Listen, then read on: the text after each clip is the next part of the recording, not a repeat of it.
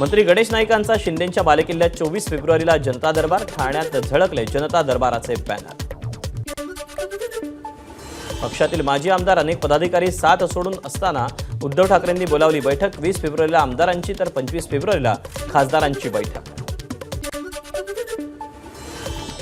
राजकारण्यांच्या दर्जाहीन भाषेविषयी मराठवाडा साहित्य संमेलनामध्ये ठराव, सर्व पक्षातील वाचाळवीरांना आवरण्याचं ठरावातून आवाहन।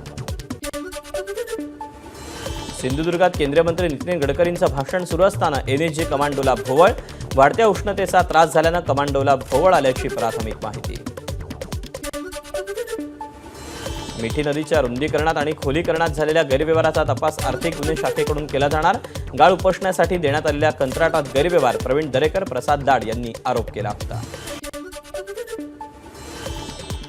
गोरेगाव परिसरातील आरे वसाहतीचा कायापालट होणार, मंत्री अतुल सावेंनी घेतला आरे वसाहतीचा आढावा। आरे वसाहतीचा मास्टर प्लॅन तयार, 8 टप्प्यात आरेचा विकास करण्याचा प्रस्ताव। विठ्ठल रुक्मिणीच्या मातेच्या चरणी सोन्याच्या पानाची माळ अर्पण, रायगडच्या उरण तालुक्यातील भाविकांना माळ अर्पण केली।